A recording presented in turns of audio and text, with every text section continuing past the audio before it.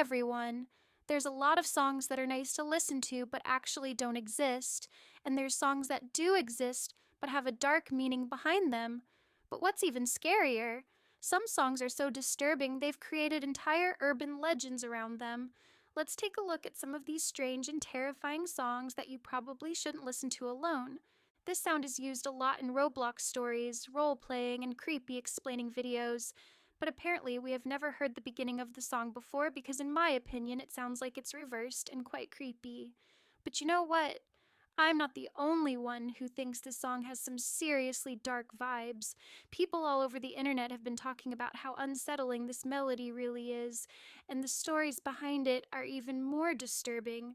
How did this song become so creepy? Let's talk about it. The song is called Daisy Bell and it was never meant to be creepy. It was written in 1892 by a British songwriter named Harry Dacre and it was kind of based on an inside joke with one of his boys. In 1961, Daisy Bell became the first ever song to be sung using computer speech synthesis by an IBM 704. Sci-fi author Arthur C. Clarke saw that demonstration on the IBM and was inspired to include it in his 1968 novel 2001: A Space Odyssey. Stanley Kubrick adapted that novel into a movie that same year, and that was probably the first time the song was used in an intentionally creepy manner. There's an AI computer named HAL 9000, and spoiler alert, when he dies, he sings Daisy Bell. It's very disturbing. The trend of using Daisy Bell in a creepy way continued in pop culture. American Horror Story, Scream the TV series, Stranger Things, and even in Mickey Mouse shorts.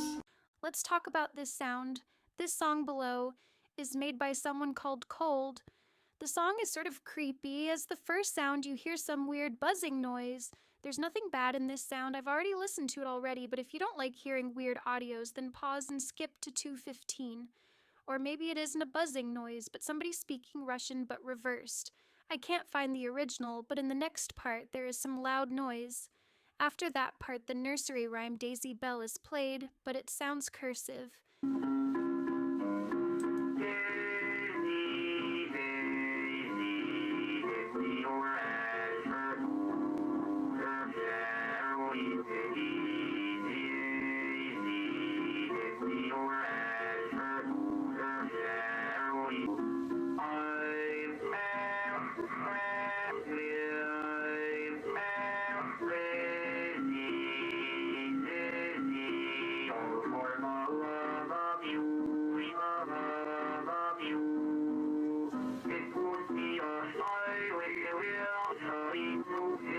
That distorted backwards melody just hits different, doesn't it?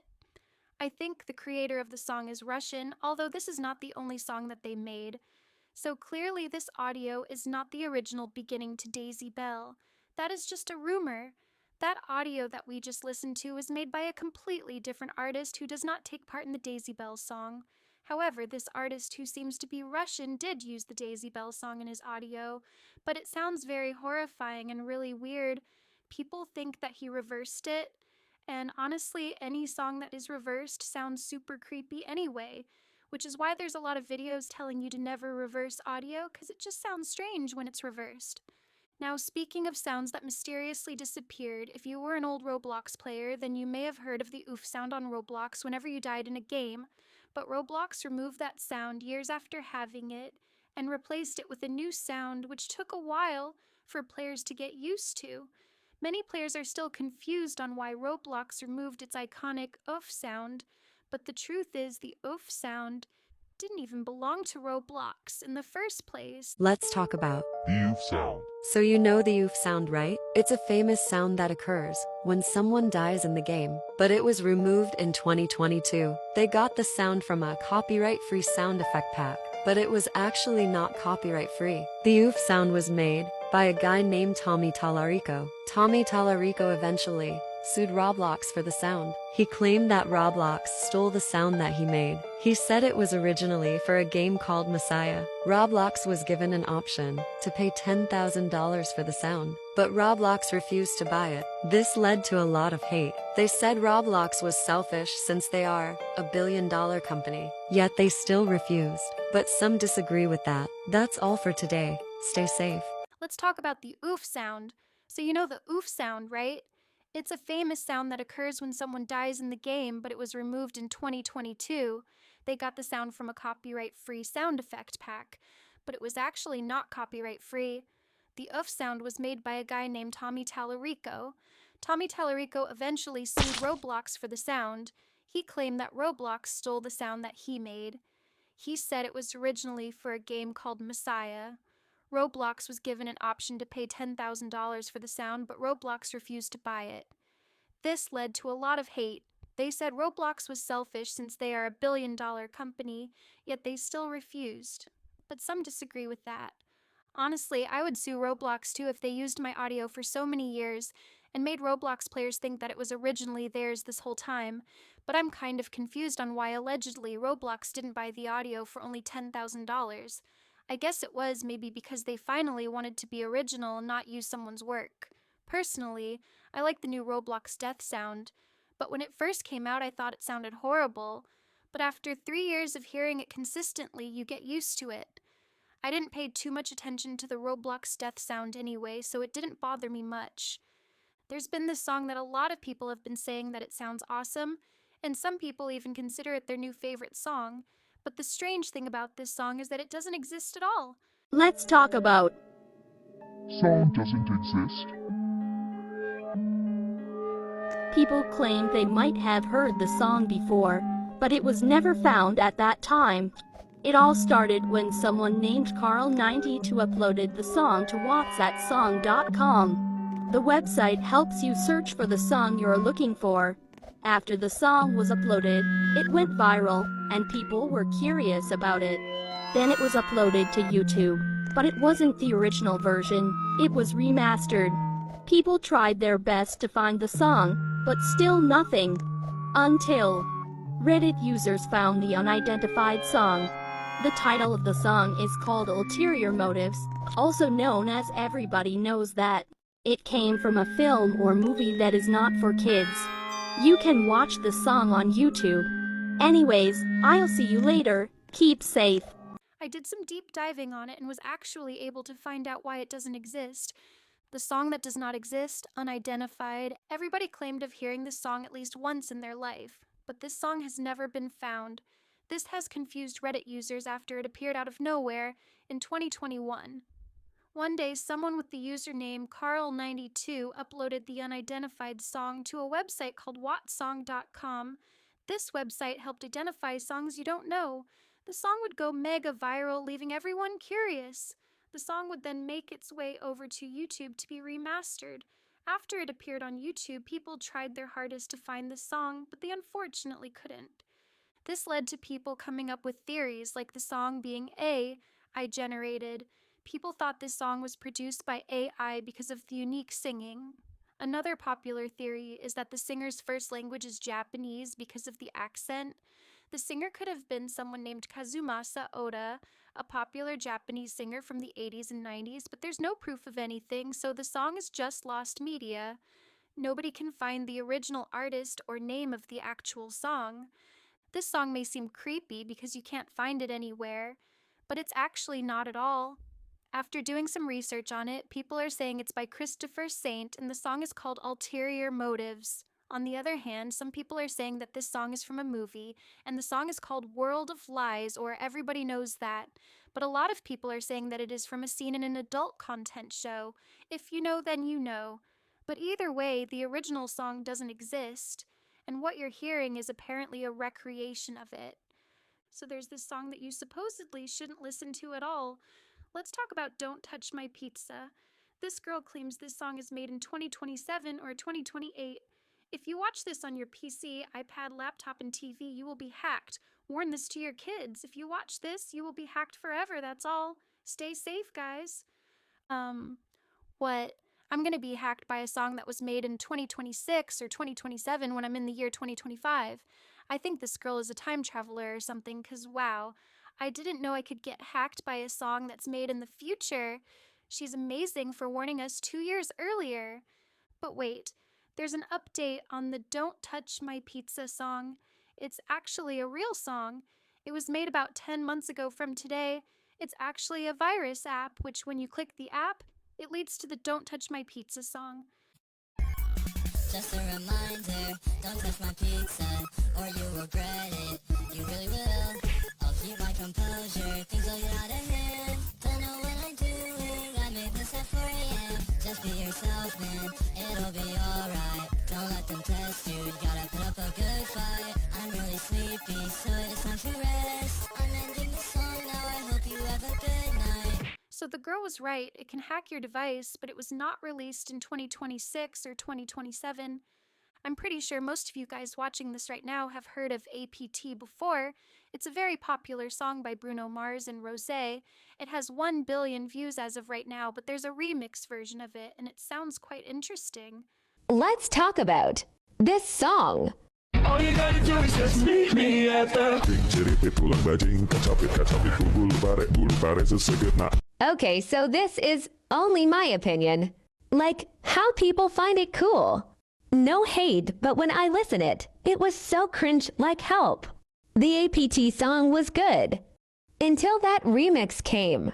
It's not good combination though. But the other said that the remix dot was actually good in original. It's still cringe, I'm sorry. Especially if it have an edit. Like, what the hell? And if you literally dot said, just don't listen it. That T was on FYP. But that's fine cuz I can't do anything. I still need to hear smiley face. That's all goodbye. Let's talk about this song. Like how people find it cool, no hate, but when I listen it was so cringe, like help. The APT song was good until that remix came. It's not good combination though, but the others said that the remix dot was actually good and original. It's still cringe, I'm sorry, especially if it have an edit like with the...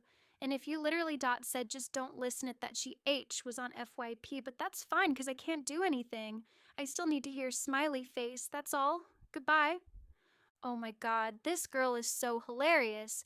No hate to the person who made the remix. I just never heard their remix before, nor have I seen it on my FYP before, so I can't really say too much on it. But after hearing it, it doesn't sound that bad. It sounds like a rock or hard metal version of APT in my opinion. Now let's talk about a song that was never meant to be scary, but has become one of the most terrifying pieces of music in pop culture. Tiptoe Through the Tulips by Tiny Tim was originally written as a sweet love song in 1929, but something about Tiny Tim's high-pitched, haunting voice turned it into nightmare fuel. The song has this eerie quality that makes your skin crawl, especially when you learn about the tragic circumstances surrounding it. The tragic story behind this song makes it even more chilling. What makes this song truly disturbing is how it went from being a charming romantic tune to being used in horror movies like Insidious. The way it plays during that terrifying scene where the demon appears just shows how a simple melody can become absolutely spine-tingling when used in the right context. Tiny Tim actually died while performing this very song on stage, which adds another layer of eeriness to an already unsettling tune. The transformation of this innocent song into a horror icon really shows how context can completely change our perception of music. What was once meant to make people smile now makes them want to hide under their blankets.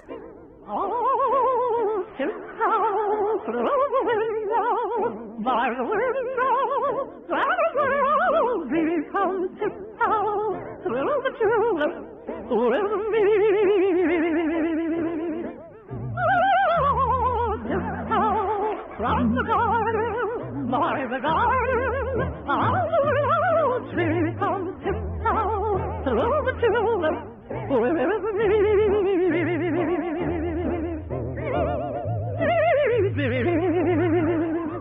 The high-pitched, wavering vocals combined with the old-timey melody create this uncanny valley effect that just doesn't sit right with most people. But if you think that's scary, wait until you hear about the most infamous cursed song in gaming history. If you've ever played Pokemon Red or Blue, you know about Lavender Town, that creepy ghost town with the haunting music. But did you know there's an entire urban legend claiming this song actually killed children? The legend goes that the original Japanese version of the Lavender Town theme contained frequencies so high that only children could hear them, and these frequencies supposedly caused headaches, insomnia, and even drove some kids to hurt themselves. They called it Lavender Town Syndrome. The story claims that hundreds of Japanese children became ill or worse after reaching this area in the game. Of course, this is completely fake. It's what we call a creepypasta, which is basically an internet horror story. But the fact that people believed it shows just how unsettling that music really is.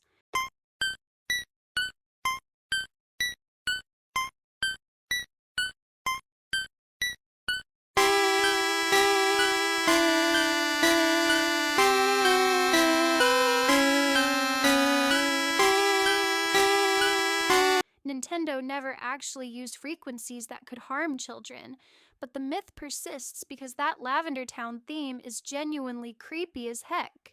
The high-pitched tones and minor key progression create this atmosphere of dread that perfectly matches the ghost-type Pokemon you encounter there. This next song was very popular on TikTok, but it has a dark meaning behind it. Let's look at viral songs that have dark lyrics. Polish Cow. Polish Cow is a famous song from Poland. It's a really catchy tune that became a meme, but when people actually looked up the English translation of the lyrics, they were shocked by how heavy the content actually was.